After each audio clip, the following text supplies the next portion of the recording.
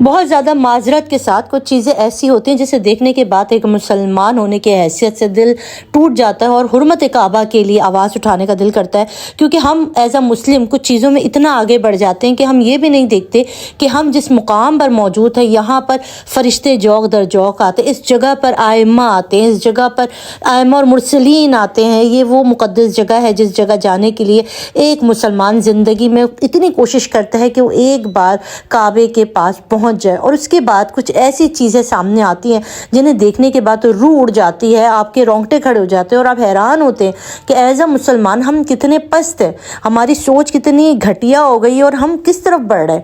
میں بہت زیادہ آپ سے معذرت چاہتی ہوں اگر آپ کو کچھ بھی چیزیں آپ کو بری لگ رہی ہیں یا کوئی بھی ایسی چیز ہے جو تھمبنیل پہ لکھی ہوئی آپ کو اچھی نہیں لگی ہو، مگر آپ یقین کریں یہ ایک ویڈیو ہے جو ایک ویڈیو نہیں ہے، بہت سی ویڈیو ہیں، مگر یہ ایک ویڈیو جو میرا دل چیر گئی، جس کے اندر ایک خاتون جو ہے وہ کعبے کے بالکل فرنٹ آف کعبہ جو ہے وہ لیٹ کے اپنی ٹانگیں کعبے کی طرف کر دیتی ہے۔ یقین کریں استغفر اللہ، میں نے جب یہ منظر دیکھا میں ایز اے مسلم مجھ سے برداشت نہیں ہوا۔ مجھے نہیں لگتا کہ اور کوئی بھی آپ میں سے بھی کوئی دیکھے گا تو اسے یہ برداشت ہوگا۔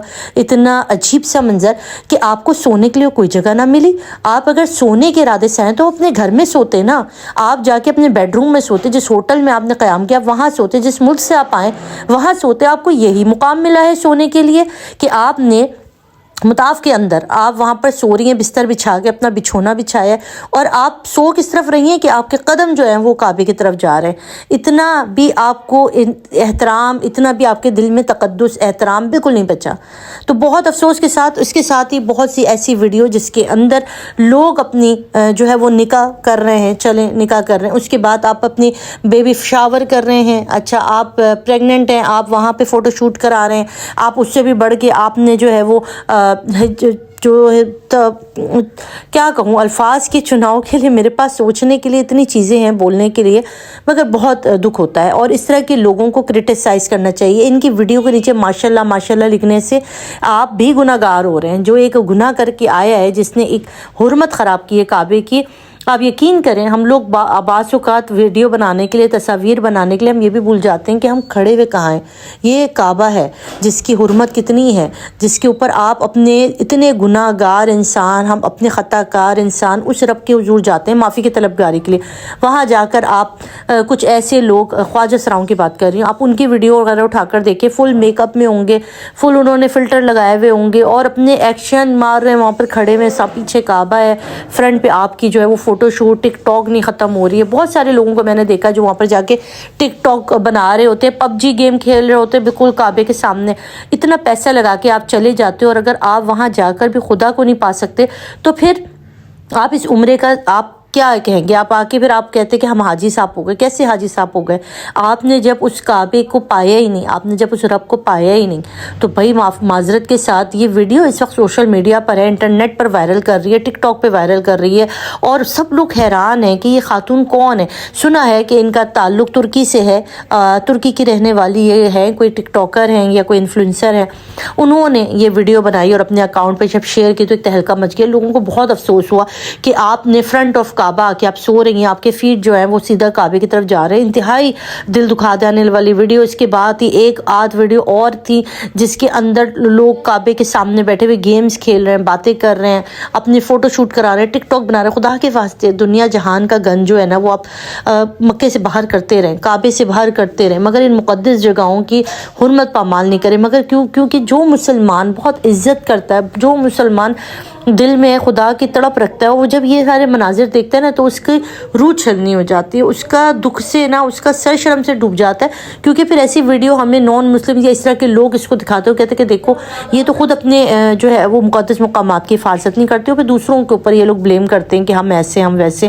تو یقین کیجئے بعض اوقات لوگوں کو دیکھتے ہیں نا ہم لوگ کہ وہاں پر جا کر بھی وہ نہیں سدھرتے، وہاں جا کر بھی وہ اپنی ان روش کو نہیں ختم کرتے، اپنے فوٹو شوٹ، اپنے نکاح کی سیرمنی، اپنی شادیوں کے، اپنے نکاح، اپنے ایونٹ وہاں جا کے کر رہے ہوتے ہیں۔ آپ خدا کے واسطے کعبے میں صرف آپ عمرہ ادا کرنے جائیں، وہاں پہ اپنے گناہوں کی توبہ کے لیے چلے جائیں، مگر یہ جو سوشل میڈیا کی زینت کے لیے، لوگوں کے لائکس کے لیے، لوگوں کے اپریشیشن کے لیے آپ لوگ وہاں پر جاتے ہو تو پلیز ایسا مت کریں۔ آپ کے لیے دنیا میں بہت ساری اور جگہیں ہیں، وہاں جا کر آپ جو کرنا کرنا چاہتے ہیں کریں. آپ لوگ ضرور مجھے کامنٹ میں بتائیے گا کہ آپ اس کے بارے میں کیا سوچتے ہیں. کیا صرف میرا ہی دل دکھا ہے یا آپ لوگوں کا بھی دل دکھا ہے اس کے اوپر؟ تو اپنا خیال رکھیے گا, دعا میں بہت سارا یاد رکھیے گا. مجھے دے اجازت, اللہ حافظ.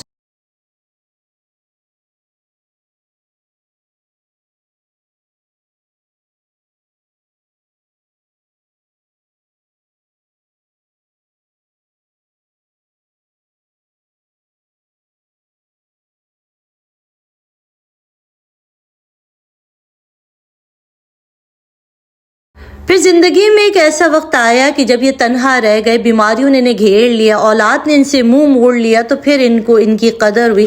اور پھر وہ صاحب جو ہیں وہ سائمہ کے پاس آئے, ان سے معافی مانگی, ان سے کہا کہ مجھے معاف کر دو, مجھ سے غلطی ہوئی, میں نے پوری زندگی تمہیں ستایا, اور عمر کے اس حصے میں جب مجھے اولاد کی ضرورت ہے, ایک اچھی بیوی کی ضرورت ہے, اور میں اکیلا ہوں, میں بڑی بیماریوں کے ساتھ ہوں, تم معاف کر دو تو شاید میری اولاد بھی مجھے معاف کر دے اور وہ میرا خیال کریں.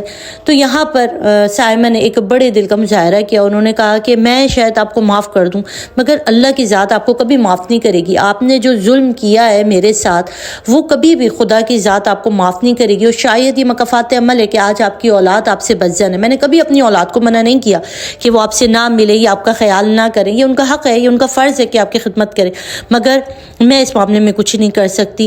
میں نے معاف کیا, مگر میری خدا کی ذات شاید آپ کو کبھی معاف نہیں کرے گی. اور اس کے بعد وہ صاحب بہت زیادہ بیمار ہوئے, ہاسپٹلائز ہوئے. اس کے بعد انہیں اولڈ ایج ہوم جو ہوتا ہے وہاں پر وہ بھی اس وقت اپنی زندگی کے آخری ایام گزار ہے.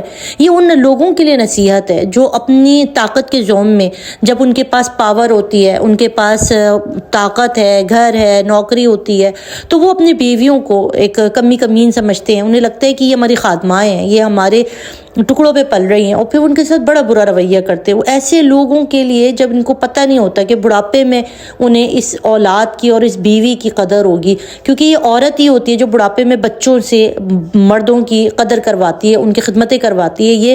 یہ عورت ہوتی ہے جو بچوں کو بتاتی ہے کہ تمہارے بابا ہیں, ان کی خدمت کرو, یہ تمہارے فادر ہیں, انہوں نے تمہارے لیے قربانیاں دی ہیں, تمہارے لیے یہ کیا. مگر جب اس عورت کا آپ دل دکھاتے ہیں نا, تو وہ بڑھاپے میں آ کر آپ کے ساتھ ایسا کرتی ہے.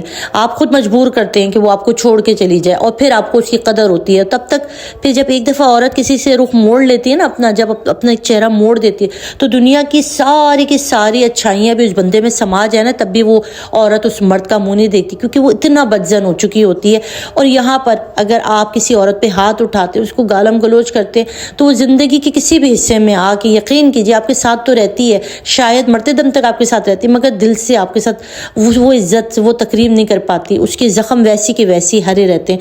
تو اگر آپ بھی اس طرح کے ہیں اور آپ بھی اپنی بیویوں کے ساتھ اس طرح کا سلوک کرتے تو خدا را معافی مانگ لیں, کیونکہ ابھی شاید وقت ہے. مگر جب آپ بچے بڑے ہو جائیں گے, وہ دیکھیں گے کہ آپ نے ان کی ماں کے ساتھ کیا ظلم اور زیادتیاں کی ہیں, تو وہ آپ سے بدلہ لیں گے, پھر آپ تنہا ہوں گے. اپنا رکھیے گا خیال, دعا میں یاد رکھیں. اللہ